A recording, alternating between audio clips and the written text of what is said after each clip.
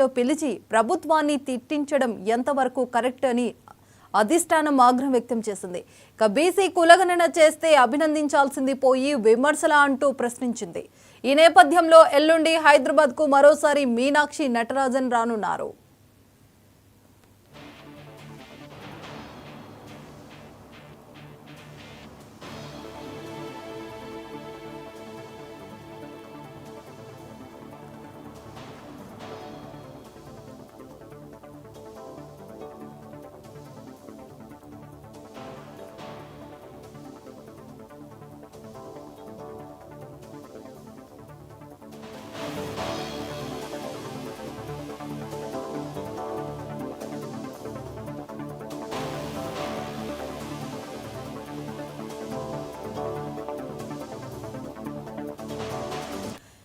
దీనికి సంబంధించి పూర్తి update special correspondent Raj Kumar అందిస్తారు. రాజ్ కుమార్.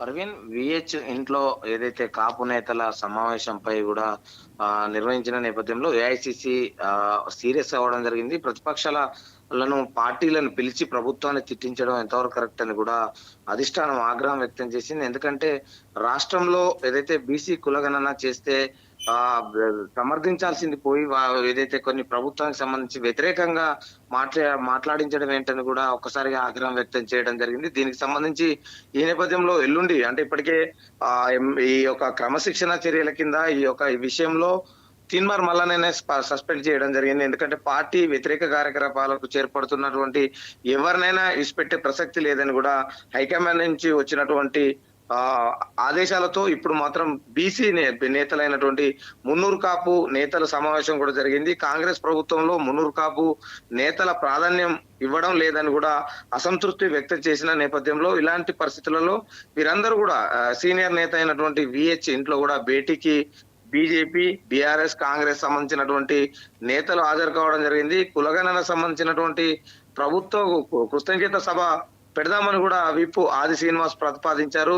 కానీ అది కులగణన సరిగా చేయలేదని కూడా మన సంఖ్యను చాలా తగ్గించారనే కొంత అభిప్రాయం కూడా చేయడం జరిగింది. దీనికి సంబంధించి ఏదైతే మంత్రి పదవి కాపుకు ఇవ్వాల్సిందేనని కూడా వారు ఆ యొక్క సమావేశంలో కూడా మాట్లాడడం జరిగింది. కానీ ఇదంతా ఈ సమావేశం జరగడం దీనిపై కూడా కొన్ని నేతలు అంటే ఇలా ప్రతిపక్ష నేతలతో కూడా కులగణనపై కూడా తిట్టించడంపై కూడా కాంగ్రెస్ హైకమాండ్ ఒక్కసారిగా సీరియస్ అవ్వడం జరిగింది. వీరందరినీ కూడా మరొకసారి నటరాజన్ ఎల్లుండి వచ్చి మాత్రం ఎలాంటి చర్యలు తీసుకుంది, ఇప్పటికే ఈ యొక్క సమావేశానికి ఎవరెవరు పాల్గొన్నారు, పార్టీకి సంబంధించినటువంటి అంశాలు ఏం మాట్లాడారు, పార్టీకి వ్యతిరేకంగా ఏం నిర్ణయం తీసుకుంటున్నారు అనే దానిపై కూడా మొత్తం వీరు చర్చలు జరిపారు. మొత్తానికి మాత్రం ఈ మున్నూరు కాపు సంబంధించినటువంటి సభలు సమావేశంలో మాత్రం కాంగ్రెస్ పార్టీ నుంచి వెళ్లాల్సిన ఎవరెవరు వెళ్లారు, దానికి సంబంధించినటువంటి వీళ్ళే వెళ్లి తిట్టించారా లేదంటే వీరు అందరూ కూడా వీళ్ళకి షోకాజ్ నోట్ ఇచ్చే అవకాశం ఉంది.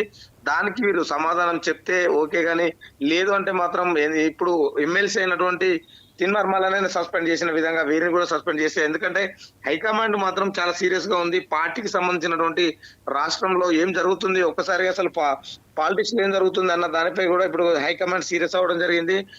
పార్టీలో ఉండుకుంటూ పార్టీ వ్యతిరేక కార్యకలాపాలు పాడుకుంటూ ఇది చెప్పడం ఏంటని కూడా హైకమాండ్ సీరియస్ అవ్వడం జరిగింది. కాబట్టి దీనికి సంబంధించి విహెచ్ ఇంట్లో ఇప్పటికీ విహెచ్ కూడా ఇప్పటివరకు అయితే ఎలాంటి విషయం బయటికి చెప్పనప్పటికీ మొత్తానికి మాత్రం ఈ బీసీ కులగణన కావచ్చు, దానికి సంబంధించినటువంటి కాంగ్రెస్ లీడర్స్ లీడ్ చేయాల్సిన సమావేశానికి అసలు ప్రతిపక్షాలను పిలవడం ఏంటని కూడా దాంట్లో ముఖ్యంగా చర్చించుకుంటున్నారు. ఎందుకంటే అధికారంలో ఉన్నటువంటి కాంగ్రెస్ పార్టీకి సంబంధించిన నేతలు చర్చించుకోవాల్సిన అవసరంలో ప్రతిపక్ష నేతలు ఎందుకు రావాల్సి వచ్చిందన్న దానిపై ఇప్పుడు చర్చనీయాంశంగా మారింది. కాబట్టి హైదరాబాద్ కు మరోసారి నటరాజన్ మీనాక్షి కూడా రావడం జరుగుతోంది.